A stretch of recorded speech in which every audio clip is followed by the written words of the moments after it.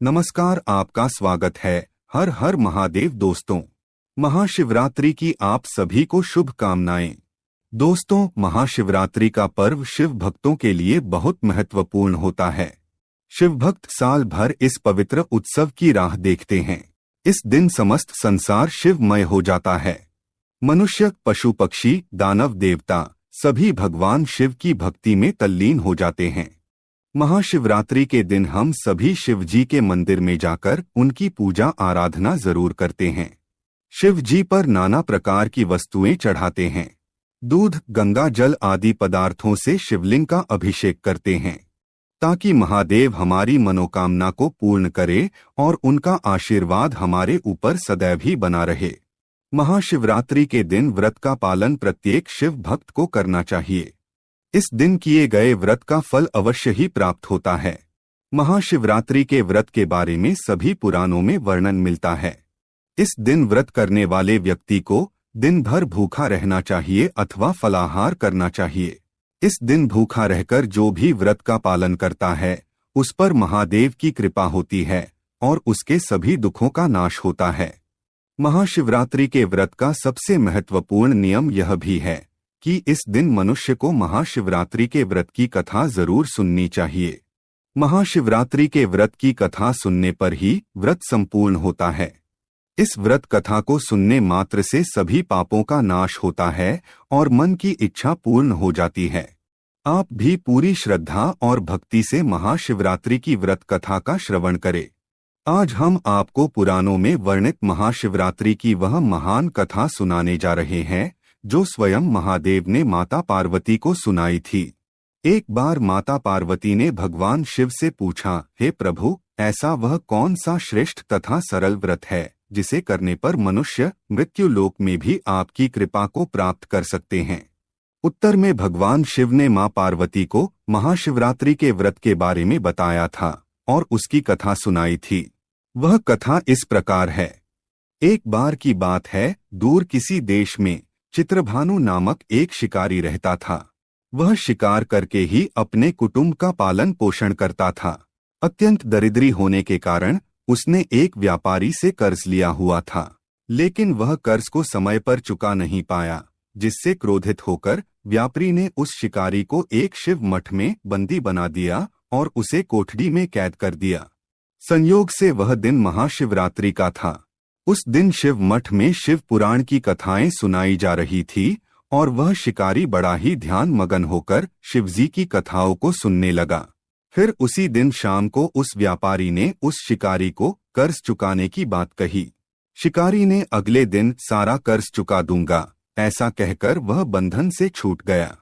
फिर उसी समय वह जंगल में शिकार करने के लिए निकल गया ताकि वह शिकार करके व्यापारी का सारा कर्ज चुका सके। वह बहुत समय तक जंगल में इधर उधर भटकता रहा। भूख प्यास से व्याकुल होकर वह एक तालाब के किनारे मौजूद बेल के वृक्ष पर जाकर बैठ गया और शिकार की राह देखने लगा। उसी बेल के वृक्ष के नीचे एक शिवलिंग मौजूद था जो बेल पत्र से ढका हुआ था।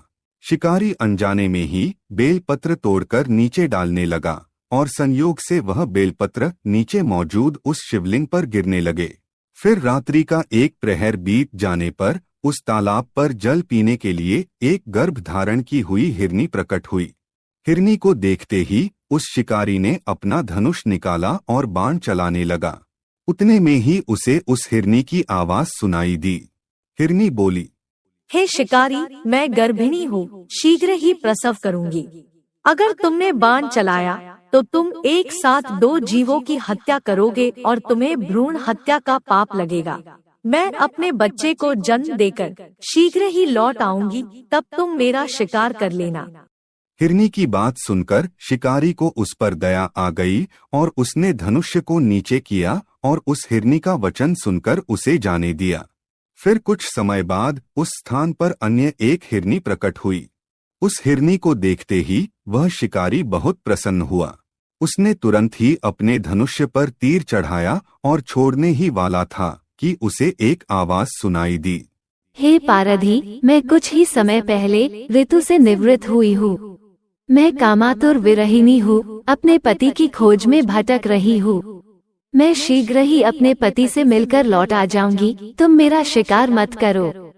उस हिरनी का करुण विलाप देखकर शिकारी को उस पर भी दया आ गई और उसने उसे भी जाने दिया।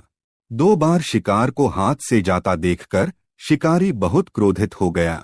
उसका माथा ठनक गया। वह चिंता में पड़ गया। उसने सोचा अब वह किसी पर भी दया नहीं करेगा। फिर रात्रि का अंतिम प्रहर भी बीत गया। तभी उस स्थान पर तालाब का जल पीने के लिए एक हिरनी उसके बच्चों के साथ प्रकट हुई। उस हिरनी को और बच्चों को देखते ही शिकारी ने बिना देरी किए धनुष्य पर तीर चढ़ाया और छोड़ने ही वाला था कि उसे एक आवाज सुनाई दी। वह हिरनी बोली, हे पारधी, मेरे प्राण ना लो। मैं इन बच्चों को उनके पिता के पास छोड़कर शीघ्र ही लौट कर आऊंगी। फिर तुम मेरा शिकार कर लेना। शिकारी बोला, मैं 2 बार अपना शिकार खो चुका हूँ, अब तीसरी बार ऐसी गलती नहीं करूँगा। उधर मेरे बच्चे घर में भूख प्यास से तड़प रहे हैं। मुझे दुर्भाग्यवश तुम्हारा शिकार करना ही पड़ेगा। फिर वह हिरनी माता बोली, जैसे तुम्हें अपने बच्चों की चिंता सता रही है, उसी प्रकार मुझे भी मेरे बच्चों की चिंता है। मेरा विश्वास करो, मैं तुम्हें वचन देती हूँ कि मैं इन बच्चों को उनके पिता के पास छोड़कर तुरंत ही लौटकर आ जाऊंगी। उस हिरनी का दुखी चेहरा देखकर उस शिकारी को उस पर बड़ी दया आई और उसने उसे भी जाने दिया। फिर शिकार के अभाव में वह शिकारी बेल के वृक्ष पर बैठकर बेल पत्र तोड़कर नीचे डाल रहा था। पौ फटने को हुई और फिर अचानक से एक हृष्ट पुष्ट हिरण उस स्थान पर प्रकट हुआ। शिकारी ने तुरंत धनुष्य निकाला और उस हिरण पर तीर चलाने लगा। उसने सोचा अब इस शिकार को हाथ से जाने नहीं दूंगा। तभी उसे एक आवाज सुनाई दी। वह आवाज बड़ी ही मधुर और शांत थी। वह हिरण बड़ी ही विनम्रता से बोला, हे पारधी भाई, अगर तुमने मुझसे पहले आई हुई तीनों हिरनी को और उनके बच्चों को मार डाला है तो बिना विलंब किए तुम मुझे भी मार डालो, क्योंकि उनके वियोग में मुझे एक क्षण भी दुख सहना न पड़े। मैं उन हिरनियों का पति हूँ, लेकिन अगर तुमने उन्हें जीवन दान दिया है तो मुझे भी कुछ समय के लिए जीवन दान देने की कृपा करो। मैं उनसे मिलकर तुरंत तुम्हारे पास लौट आऊंगा। उस हिरण की बात सुनकर शिकारी के सामने पूरी रात का घटना चक्र घूम गया। उस शिकारी ने सारी कथा उस हिरण को सुना दी। तब उस हिरण ने कहा, मेरी तीनों पत्नियां जिस प्रकार से प्रतिज्ञाबद्ध होकर गई है, वे मेरी मृत्यु के बाद अपनी प्रतिज्ञा को पूर्ण नहीं कर पाएंगी। जैसे तुमने उन्हें विश्वास पात्र मानकर जाने दिया, मुझे भी जाने दो। मैं उन सभी के साथ तुम्हारे सामने उपस्थित होता हूँ। फिर उस शिकारी ने उसे भी जाने दिया। दिन भर उपवास, रात्रि का जागरण तथा बेल पत्र चढ़ाने के कारण उस शिकारी का हिंसक हृदय निर्मल और शुद्ध हो गया था। उसके अंदर शिवजी का वास हो गया था। अचानक ही उसके हाथ से वह धनुष्य नीचे गिर पड़ा और भगवान शिव की अनुकंपा से उसका हिंसक हृदय करुणा से भर गया। वह अपने अतीत के कर्मों को याद करके पश्चाताप की ज्वाला में जलने लगा। उसे भगवान शिव की यह लीला समझ में आ गई। साक्षात महादेव ने ही उसकी परीक्षा ली थी। फिर थोड़ी देर बाद वह हिरण अपनी तीनों पत्नियों के साथ उस स्थान पर प्रकट हुआ और अपने वचन को निभाया। लेकिन जंगली प्राणियों की ऐसी सत्यता और सात्विकता तथा सामूहिक प्रेम भावना देखकर उस शिकारी को बड़ी ग्लानि हुई। उसके नेत्रों से आंसू बहने लगे और उसने उन सभी प्राणियों को हाथ जोड़कर नमस्कार किया।